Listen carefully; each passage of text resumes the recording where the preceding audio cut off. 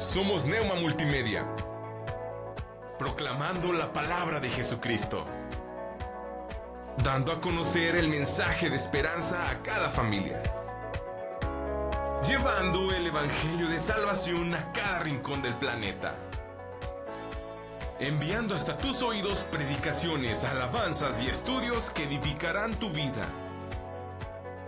Somos Neuma Multimedia. Buenas tardes y sean bienvenidos cada uno de ustedes a su programa Instrumento Escogido. Te saluda con gusto tu servidora, amiga y hermana Roxana Saucedo en esta Semana Santa, Semana Mayor, viernes de crucifixión, viernes de las 7 palabras de nuestro Señor Jesucristo, y vamos a estar viendo en forma panorámica acerca de esta enseñanza. Así es de que vamos a poner este tiempo en manos de nuestro buen Dios. Padre bendito, gracias, Señor. Gracias, Padre, porque tú has sido bueno con nosotros, grande es tu misericordia, y gracias, Señor, porque vemos tu mano, Señor, a favor nuestro, Señor bendito, cuidándonos y ayudándonos, Señor. Padre, recordamos, Señor, en este día, Señor, ese sacrificio tan maravilloso, único, perfecto, de una sola vez y para siempre, de tu Hijo amado, nuestro bendito Salvador Jesucristo, que por amor a la humanidad, Señor bendito, se entregó a sí mismo, Señor Santo, siendo obediente a ti, Padre Santo, obediente hasta la muerte, Señor, entregando su vida, Señor, derramando su sangre, Señor. Gracias, Padre Santo, porque de tal manera amaste tanto al mundo, Señor, que diste a tu Hijo unigénito, para que todos los que creyéramos en Él no nos perdiéramos, Señor, sino que para que tuviésemos vida eterna por medio de Él. Gracias, Padre, te amamos, en el nombre que es sobre todo nombre, Cristo Jesús, nuestro bendito Salvador. Amén y amén. Bueno, nosotros hemos estado viendo a lo largo de esta semana, recordando lo que hizo como humano nuestro bendito Salvador Jesucristo, como hombre, siendo 100% hombre, 100% Dios. La crucifixión en este viernes, que es el clímax, el punto cumbre de la vida de nuestro Señor Jesucristo, por lo que vino a esta tierra a entregarse a sí mismo. Vemos cómo la importancia y el cumplimiento de todo lo que hizo nuestro Señor Jesucristo, desde su nacimiento, un nacimiento virginal, ese nacimiento que fue por medio del Espíritu Santo, su vida perfecta, cumpliendo toda su vida a cabalidad, la ley que nadie, ningún humano pudo hacerlo, solamente nuestro Señor Jesucristo, llevando una vida santa, sin pecado. Dice la palabra que Dios por nosotros a su Hijo lo hizo pecado, para que llevara en la cruz el pecado de muchos de nosotros. Y el día había llegado. El día había llegado, y como Jesús aquella noche ora en Getsemaní y les pide a sus apóstoles que oren, que velen y oren. Y Él se aparta y ora. Y dice: Padre, si es posible que pase de mí esta copa, pero que no sea como yo, sino conforme a tu voluntad. Y vemos ahí que siempre es la voluntad del Padre es la que se cumple. Porque Jesucristo no fue bajo la voluntad de Jesucristo, sino que fue la voluntad del Padre la que se hizo, porque dice: Padre, si es posible, pasa de mí esta copa, pero no se haga conforme mi voluntad, sino conforme tu voluntad. Y la voluntad del Padre fue que Jesucristo fuera a la cruz, a morir por tus pecados y por mis pecados. Dice la palabra que su sudor era como grandes gotas de sangre que caían a la tierra, porque estaba afligido, sabía a lo que iba, porque Él todo lo sabe, todo lo conoce.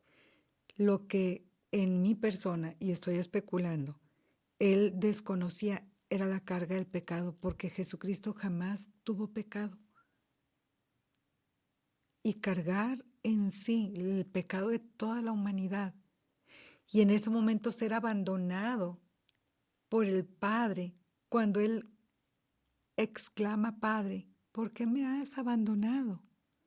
Y es cuando las tinieblas están en ese momento sobre la faz de la tierra. En ese momento está cargando sobre sí el pecado de la humanidad. Entonces, nosotros podemos ver que a través de esa crucifixión de nuestro Señor Jesucristo ocurre todo eso bajo el gobierno de Poncio Pilato en Jerusalén durante la fiesta judía de la Pascua, el Pasaj conocido, y era un método romano de ejecución reservado para criminales y rebeldes. Cuando ellos pues acostumbraban el soltar a una persona. Y ellos prefieren a Barrabás, sí, un criminal. Jesús no había hecho nada malo. Israel esperaba un Mesías libertador, como lo hemos dicho anteriormente, un libertador político, tal vez revoltoso, o alguien que pudiera ahí negociar con los políticos de aquel entonces, los romanos que los estaban oprimiendo. Pero Jesús vino manso y humilde, y Jesús se presentó como ese siervo sufriente que estaba ya profetizado en Isaías 53. Los líderes religiosos lo consideraban blasfemo. Y vámonos ahí a las Escrituras en Mateo 26, 65 y 66, donde dice: entonces,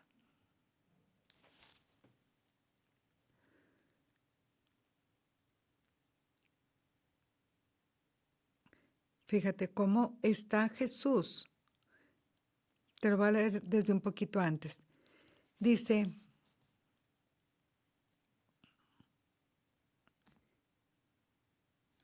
y los principales sacerdotes y los ancianos y todo el concilio buscaban falso testimonio contra Jesús para entregarle a la muerte, y no lo hallaron, aunque muchos testigos falsos se presentaban.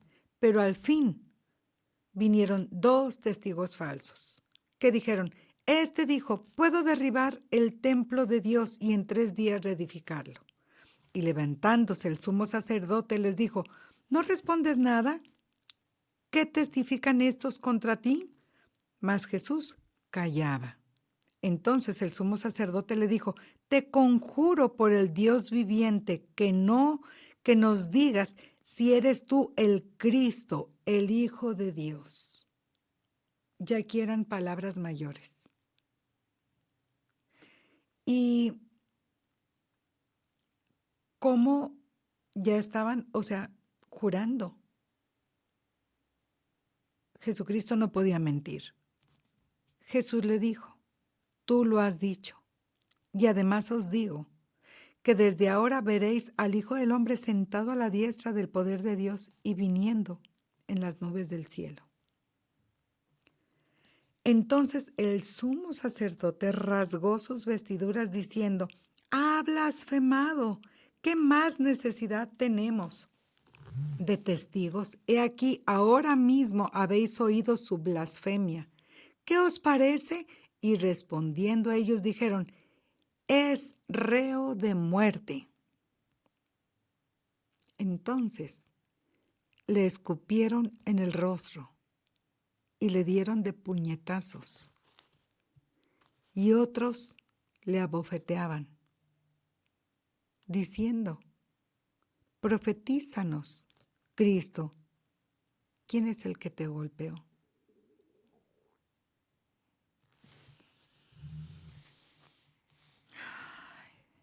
La cruz no fue un accidente, fue el cumplimiento del plan redentor de Dios desde la eternidad. Cuando el primer discurso de Pedro, que confronta a los líderes religiosos, él les hace ver, ¿sabes qué? A ese Jesús quien ustedes mataron, Dios ya lo tenía establecido. Y en 2 ocasiones lo dice de esta manera, donde dice, a este entregado por el determinado consejo y anticipado conocimiento de Dios, prendiste y mataste por manos de inicuos, crucificándole. Y en Hechos 4, ahí adelantito, 27 y 28, dice, porque verdaderamente, o sea, ¿te fijas cómo todo esto se cumple la palabra donde dice en Romanos 8, 28 que a los que amamos a Dios todas las cosas nos ayudan a bien? Dios, a pesar de nosotros, orquesta todo para bendición nuestra. Y todo esto, aunque ellos no lo sabían, Anás, Caifás, Herodes, Pilatos, aunque todo esto ellos no lo sabían, estaban participando algo que Dios tenía orquestado desde la eternidad pasada. Y te lo leo. Hechos 4, 27, 28. Porque verdaderamente se unieron en esta ciudad contra tu santo Hijo Jesús, a quien ungiste Herodes y Poncio Pilato con los gentiles y el pueblo de Israel, para hacer cuanto tu mano y tu consejo habían antes determinado que sucediera. Entonces, ya lo tenía planeado y orquestado nuestro Dios. ¿Y desde cuándo? Isaías 53:5. Mas el herido fue por nuestras rebeliones, molido por nuestros pecados. El castigo de nuestra paz fue sobre él y por su llaga fuimos nosotros curados. Como cordero fue al matadero y no abrió su boca. Entonces, nosotros podemos ver cómo ese viernes de crucifixión Jesús es llevado ante Pilato. Nos dice en Juan 18 y 19, fue azotado y coronado de espinos, con esa corona de espinos, y fue condenado a la muerte. Fíjate, Juan 19, 16 al 18.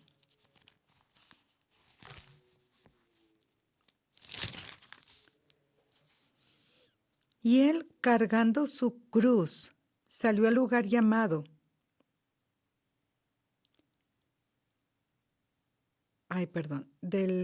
Juan 19, del 16 al 18. Así que entonces lo entregó a ellos para que fuese crucificado. Tomaron pues a Jesús y le llevaron. Y él, cargando su cruz, salió al lugar llamado de la Calavera, y en hebreo, Gólgota. Y ahí le crucificaron, y con él a otros 2, uno a cada lado, y Jesús en medio. Entonces, como camino al Gólgota, carga la cruz. Y posteriormente ponen a otro que le ayude, a Simón de Cirene. Lo vamos a ver aquí en Lucas 23, 26, donde nos dice,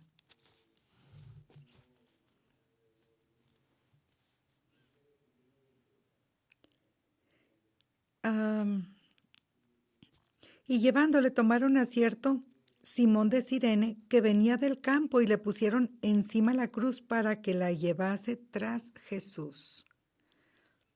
Y le seguía gran multitud del pueblo y de mujeres que lloraban y hacían lamentación por él. Entonces, vemos cómo pues las mujeres están llorando. Y aquí en Lucas 23 del 27 al 31, y es para que también se cumpliese la escritura, porque dice, hijas de Jerusalén, no llores por mí, sino llorad por vosotras mismas y por vuestros hijos, porque aquí vendrán días en que dirán, bienaventuradas las estériles y los vientres que no concibieron y los pechos que no criaron. Entonces comenzarán a decir a los montes, caed sobre nosotros y a los collados cubridnos, porque si en el árbol verde hacen estas cosas, en el seco, ¿qué no se hará? Entonces, pues nosotros podemos ver cómo Jesús es clavado entre dos malhechores y las inscripciones, Rey de los Judíos. Posteriormente reparten sus vestiduras, tal como lo dice el Salmo 22, 18, que repartieron entre sí sus vestiduras para no cortarlas, sino que echaron suertes. De las 9 de la mañana a las 3 de la tarde aproximadamente, nos narra el tiempo que estuvo ahí en la cruz y de las tinieblas que hubo. En Marcos 15, 25.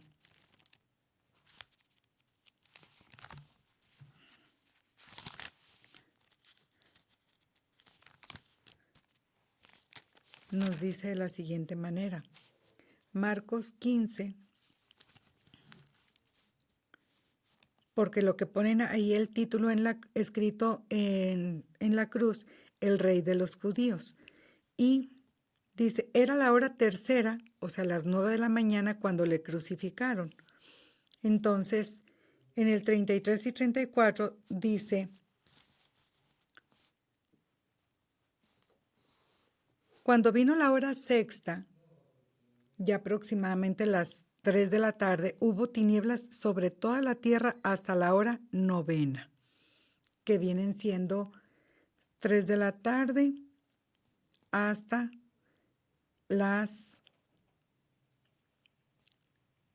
Cuando vino la hora sexta, hubo tinieblas sobre toda la tierra hasta la hora novena, hasta las 3 de la tarde, desde las 12 de mediodía hasta las 3 de la tarde. Entonces ahí hubo tinieblas. Y esas tinieblas eran sobrenaturales y es cuando son las 7 palabras. Lucas 23, 46. Primera palabra. Vámonos ahí al Evangelio según San Lucas, porque no hay un evangelio que las narre todas de corrido, sino que están dispersas en los evangelios. Lucas 23, 46, donde nos dice la palabra de Dios. Primera palabra. Entonces Jesús, clamando a gran voz, dijo, Padre, en tus manos encomiendo mi espíritu. El velo, aquí las señales espirituales que ocurrieron en ese momento, el velo del templo es rasgado de arriba hacia abajo y hubo terremoto, y también la confesión del centurión, que nos dice en Mateo 27, 51 al 54.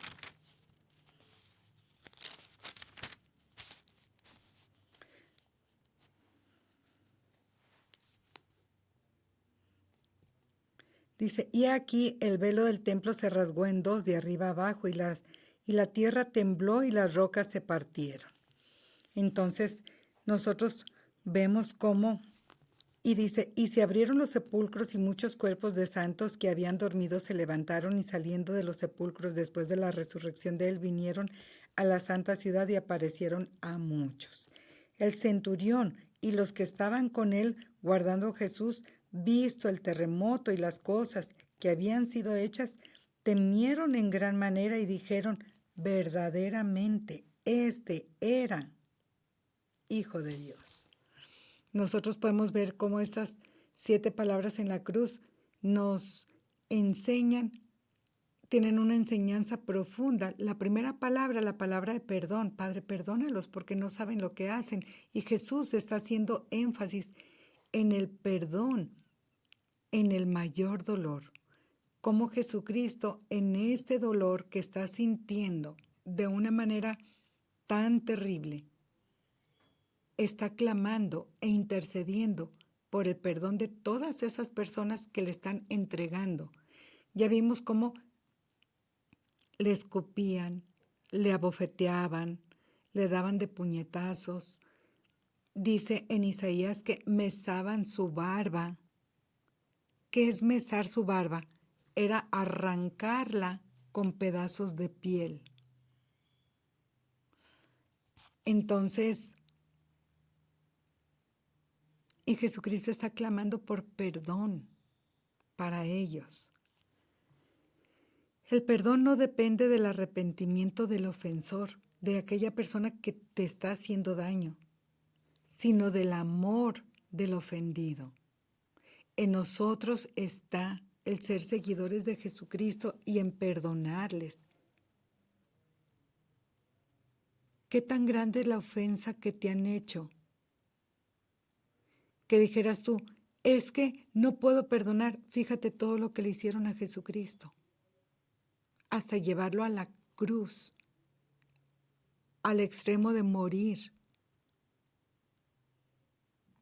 Y Él está clamando por perdón e intercediendo por ellos para que el Padre los perdone, porque no saben lo que hacen. Perdonar aún en medio de la injusticia.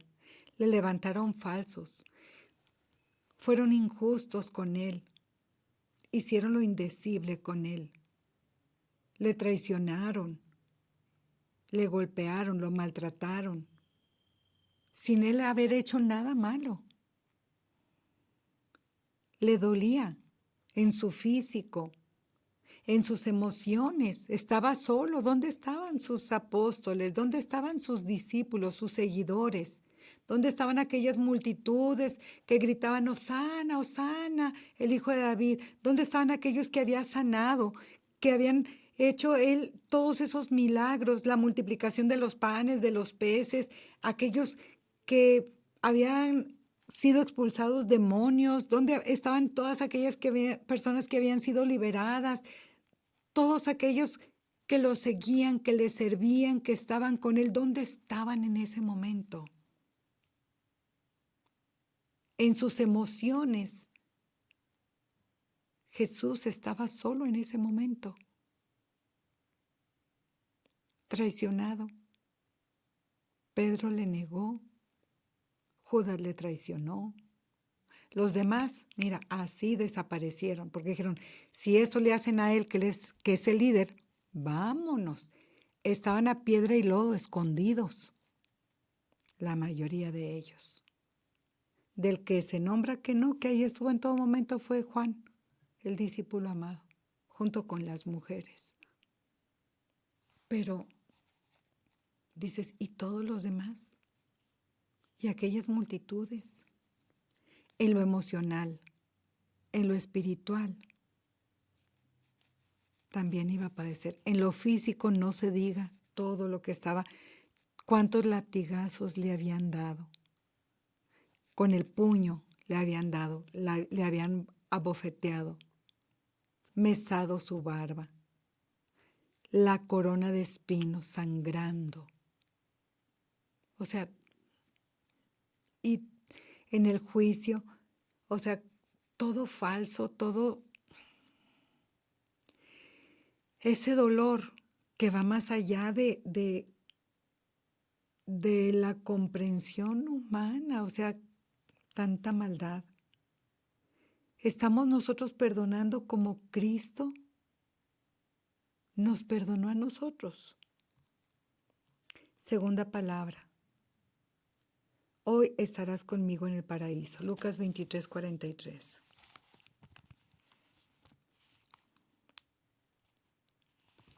Había dos hombres que estaban ahí.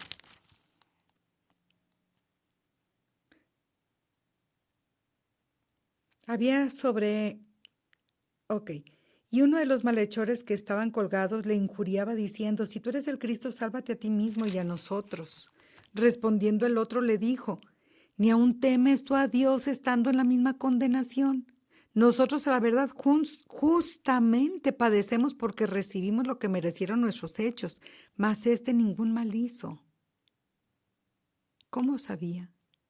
Si anteriormente también había dicho cosas en contra de nuestro Señor Jesucristo, pero ahorita ya era un tiempo de arrepentimiento, ya veía la muerte más cerquita. Y yo siempre me pongo a pensar de Jesucristo en medio, uno hablando, el otro hasta el otro lado. Al momento de escuchar a su compañero, yo me hubiera aventado y decir, le copio al otro. Acuérdate de mí cuando vengas en tu reino. Y Jesús diciéndole, de cierto te digo que hoy estarás conmigo en el paraíso. Yo ahí, siendo el otro, le hubiera dicho, ¿sabes qué? Mira, yo también. Mira, perdóname, algo hubiera dicho. Nada. Pero dicen los comentaristas que ahí está representada la humanidad. El corazón duro de aquel. Ay, a ver, tú si eres el Hijo de Dios, ay, tú eres. Y el otro en arrepentimiento. Acuérdate de mí, ten misericordia. Hoy estarás conmigo en el paraíso, segunda palabra. Salvación por gracia, hasta el último momento. Nadie está demasiado tarde para llegar en arrepentimiento y fe a los pies de nuestro Señor Jesucristo. Tú y yo, nuestra tarea es evangelizar. No importa si es el hombre más malo del mundo o la mujer más mala del mundo. O aquel que dices, no hombre, nomás no. Si pasó contigo y conmigo, ellos o ellas tienen la misma oportunidad, porque estábamos bajo la misma condición. Y si Dios lo hizo con nosotros, lo puede hacer con ellos también. Entonces, debemos evangelizar sin juzgar el pasado de nadie, porque nadie estamos exentos. Cristo puede salvar a quien Él le plazca. Compartamos el Evangelio de Jesucristo. Tercera palabra, Juan 19, 26 y 27.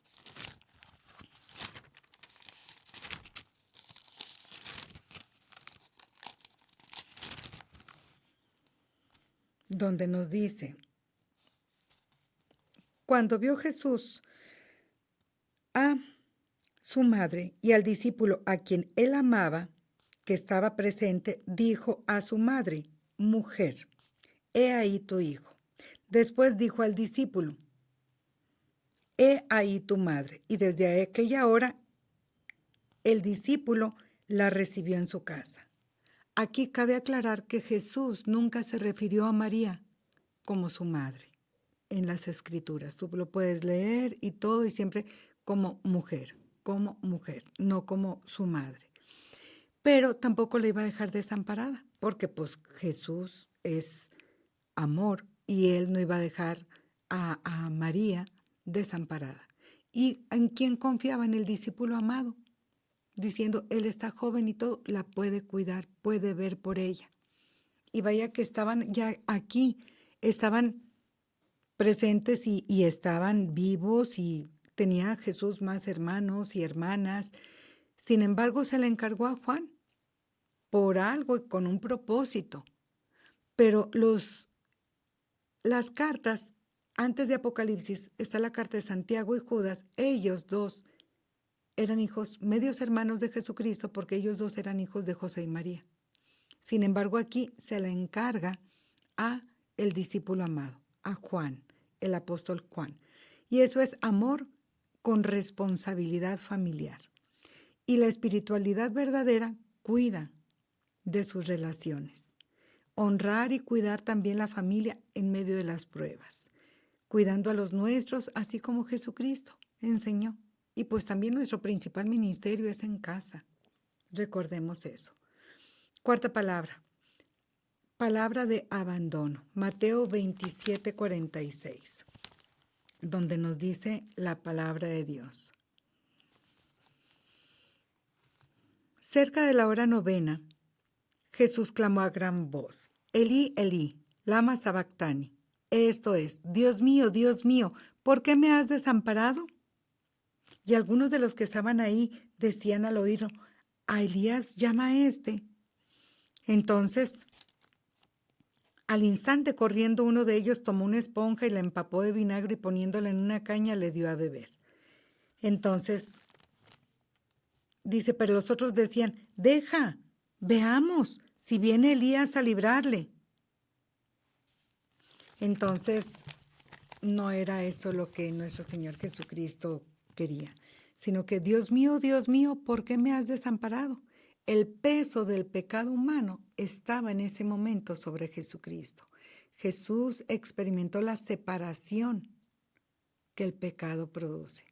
¿Recuerdas que te he comentado en enseñanzas anteriores que cada pecado que nosotros cometemos nos va separando de Dios? Dios siempre está ahí. Dios siempre está. Pero nosotros con nuestro pecado nos vamos alejando más y más y más y más de Dios. Y cada que venimos en arrepentimiento a nuestro Dios nos acercamos a Él, pero Él sigue estando ahí. Entonces, al momento que Jesús en la cruz carga con el pecado de la humanidad, es que expresa estas palabras. Cuarta palabra, la palabra de abandono. Dios mío, ¿por qué me has desamparado? Nosotros debemos comprender el costo real de la redención. Lo que Jesucristo hizo a favor tuyo, a favor mío, al momento de cargar Él en su cuerpo, estaba aquí en su humanidad. No crean que dijo Jesús de que, ay no, voy a ser tantito divino para no sentir nada. No, era en su cuerpo humano, cargando todo este sufrimiento y todo este dolor. Estaba sintiendo todo. Nuestro bendito Salvador.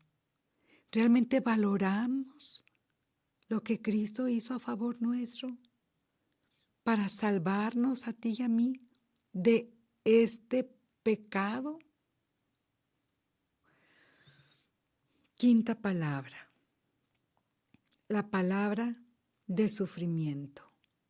Juan 19:28.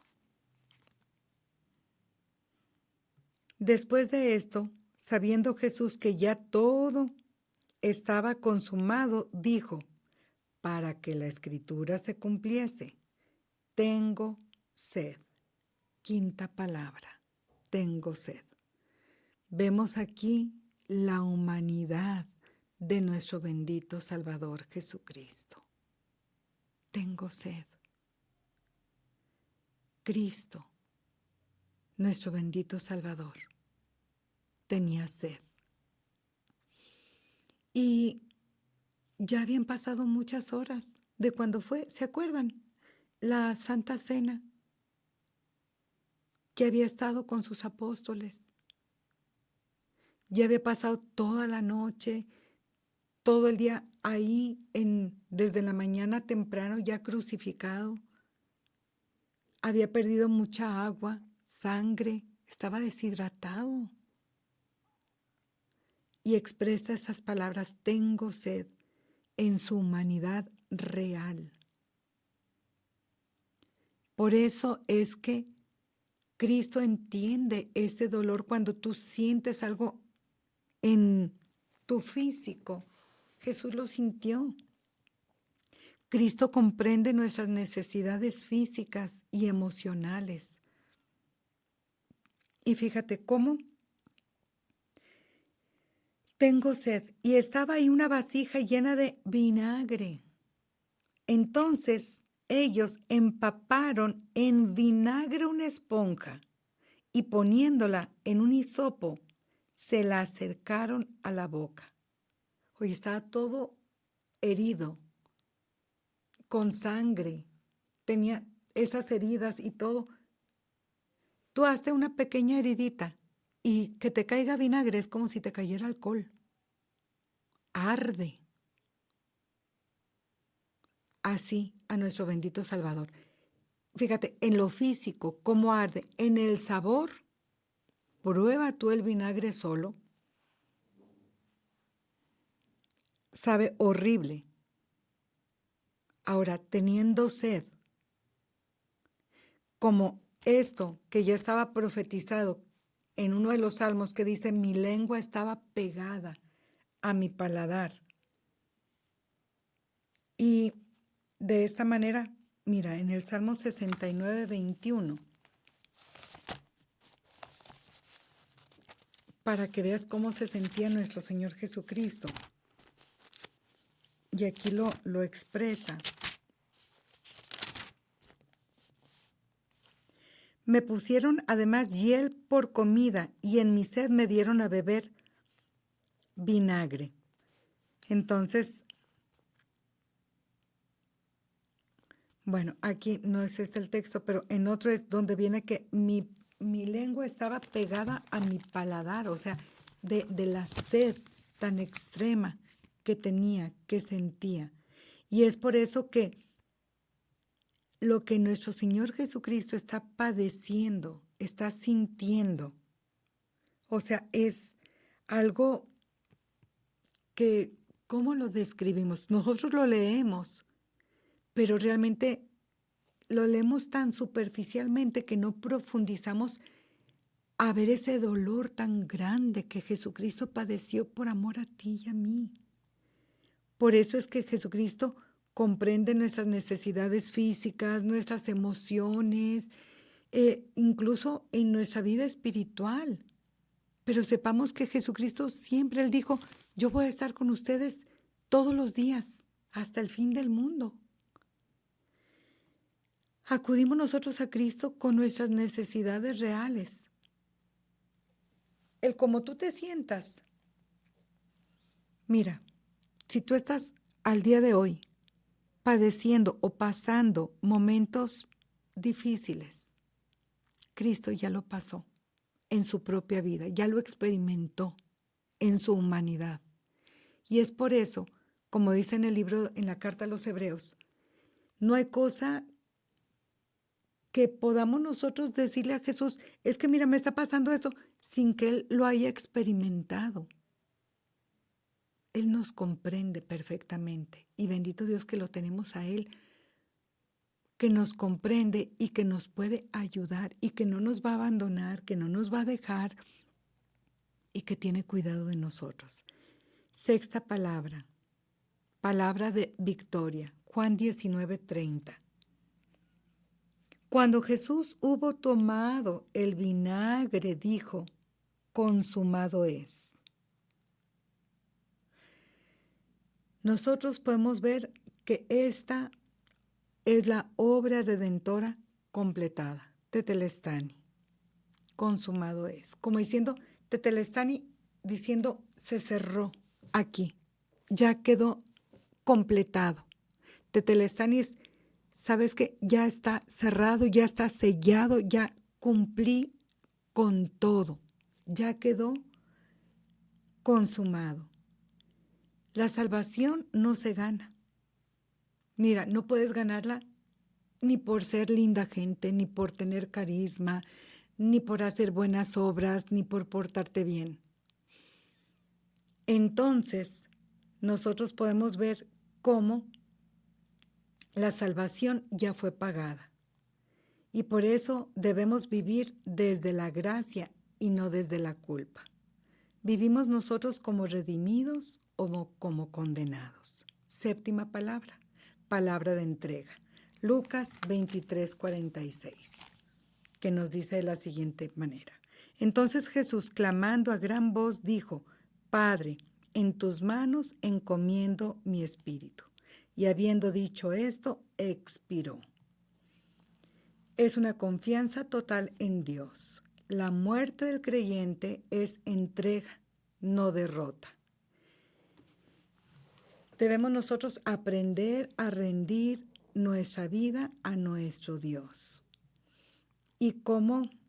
Pues de esta manera, confiar en nuestro Dios y entregarnos por completo a Él, rendirnos completamente nuestra vida a Él, por toda la obra que hizo nuestro Señor Jesucristo a favor nuestro, ¿Qué hizo y qué mostró Jesús en la cruz a favor nuestro? Que Jesús nos perdona, nos salva, nos ama, que Él sufre y que Él sustituye y cumple con todo lo que Él había prometido, Él cumple, y que podemos confiar plenamente en Él. La cruz revela la justicia de Dios, el amor de Dios, la santidad de Dios y la gracia de Dios. Y es por eso que este Viernes Santo nos llama a arrepentimiento, a perdón, a gratitud, a entrega, a fe, a humildad y a un amor sacrificial, como nos dice en Gálatas 2:20, como lo dijo el apóstol Pablo. Con Cristo estoy juntamente crucificado, ya no vivo yo, mas Cristo vive en mí. Nosotros podemos concluir que el viernes de crucifixión para el cristiano no es derrota, es el centro de nuestra fe, de la vida cristiana, y es la victoria de la historia de la humanidad, porque en la cruz el pecado fue juzgado, el amor fue demostrado, la salvación fue comprada y la gracia fue abierta para la humanidad. Cristo no murió por obligación, sino por amor. En Romanos 5:8 nos dice, mas Dios muestra su amor para con nosotros, en que siendo aún pecadores, Cristo murió por nosotros. Si Cristo dio su vida por mí, ¿qué estamos nosotros haciendo por Él? Entonces es día de que nos entreguemos por completo a nuestro Señor Jesucristo. El viernes de crucifixión es un día de victoria para los cristianos. Entrega tu vida a Jesucristo hoy, ríndete a Él. Y esa es la invitación. Así es que te mando muchos saludos, tu servidora, amiga y hermana Roxana Saucedo, desde tu programa Instrumento Escogido. Oramos para despedir el programa. Gracias, Padre, porque a través de este día del viernes de crucifixión, Señor, es un día de victoria, Señor, que para el enemigo parecía un día de derrota, Señor bendito, pero para nosotros, Señor Santo, es el día en que recordamos en que Jesucristo venció el pecado, la muerte y a Satanás, Señor bendito. Gracias, Señor Santo, porque Cristo Jesús derramó su sangre en favor nuestro, Señor. Gracias, Padre, por ese sacrificio único y perfecto a través de tu Hijo amado, Cristo Jesús, nuestro bendito Salvador. Te amamos, Padre bendito, y gracias porque hasta aquí nos has bendecido. En el nombre de Cristo Jesús, amén y amén. Bendiciones.